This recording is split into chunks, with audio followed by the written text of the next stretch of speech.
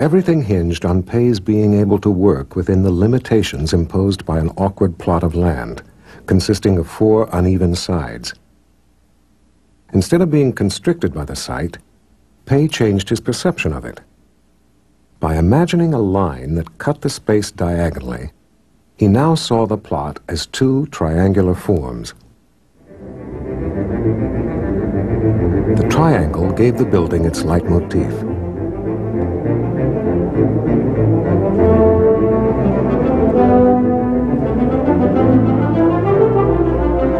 On one simple geometric theme, Pei composed endless variations as rich as a fugue.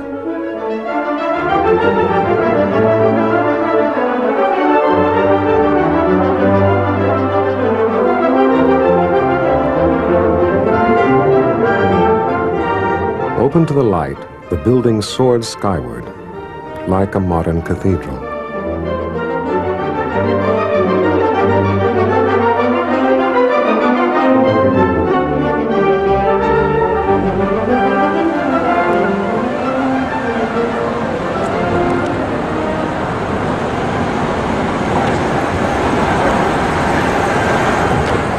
From the outset, Pei could see the building in his mind's eye. He imagined on a monumental scale, but he brought his work to fruition with a jewel cutter's precision.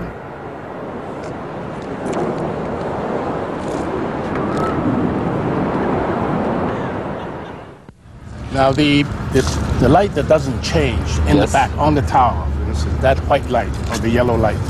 On the face of the tower or inside? I just like to simplify the lighting a bit and not make it so nervous.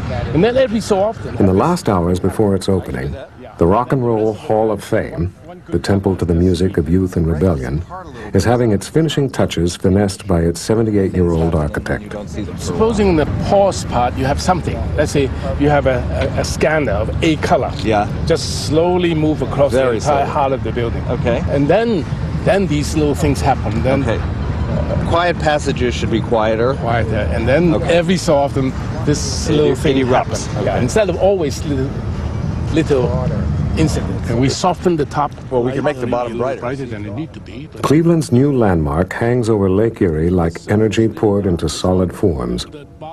Rock music was new to Pei, but rebellions in art were not. Yeah, I don't mind that. Because right now, I don't see any definition between this surface and that surface. But do you enjoy rock and roll at all?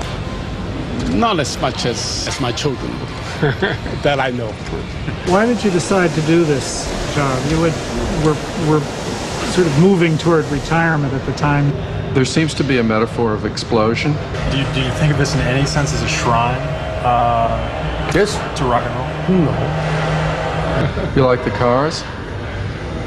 Well, that is true. I don't have much to say about it. That one's Elvis. Elvis Presley? Yeah. I thought so. It looks like it.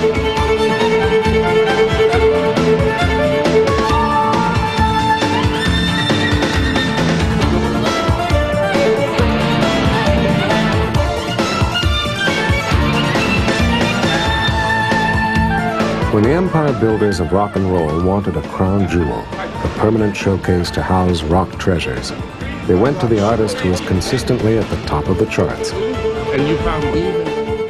When after we started the education of I.M. Pei, that's a good word. about 2 or 3 months into it, finally I.M. called me up one day and said, you know, I think I understand it now, and I think I can do this building for you because I figured I think what the music is about. And I said, well, okay, what is it about? He said, it's about energy. I knew that whenever we'd get this done, that it was going to be beautiful. Ahmet was a great defender of I.M. because it finally came to a point where one says that his fees are too big. They too much money. And Ahmet looked at him and says, his name is I.M. Pei, not I.M. Free. I was here a week ago, I was here 2 weeks ago, and every time I come, I like it better and better. I tell you why. This building needs people. And when it's empty, which is the way I saw it a couple of weeks ago, I was a little concerned. But now that with people coming and going, I think all of a sudden, I think the place comes alive. And I think I can hardly wait until the public comes in. Let's do it! 5, 4, 3,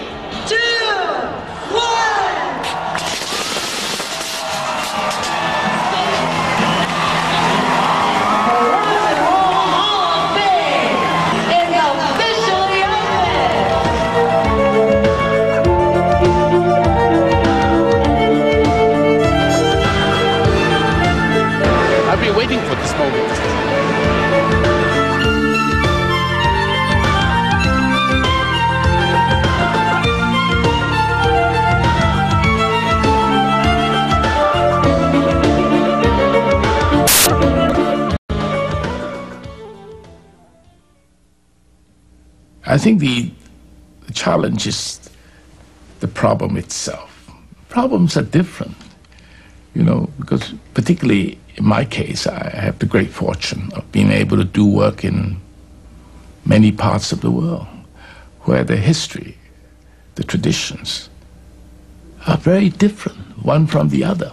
How can I design a building in Japan to be somewhat reminiscent of something I have done in Dallas, Texas? How can it be? It's wrong. Now, because of that, the opportunity for originality is there. You don't have to impose your own personal style. Because I am what I am, I'm going to give Japan the same building, the same kind of a building, as I would give to Dallas, Texas. It cannot be. So therefore, stylistic originality is not my purpose. I want to find the originality in the time, the place, and the problem.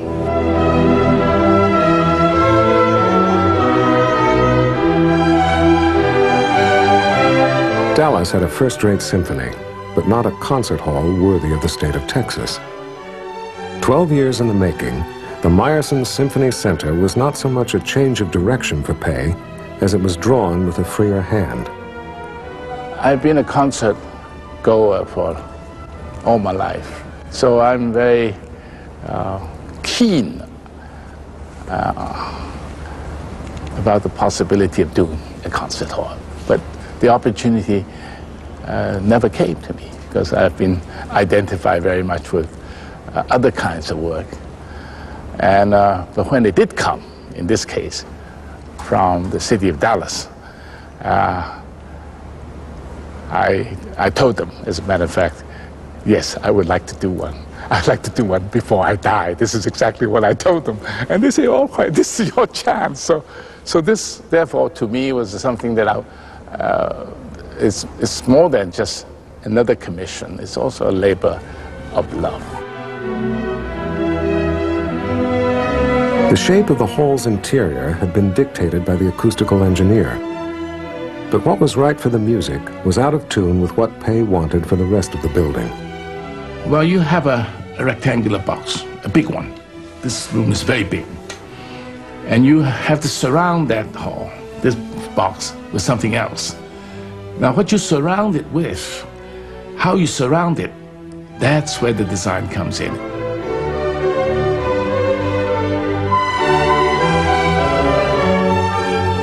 Then we can apply other things, like introducing circles to wrap the hall. And we have several circles outside, within the two rectangles, circular forms, and that creates a variety of spatial possibilities.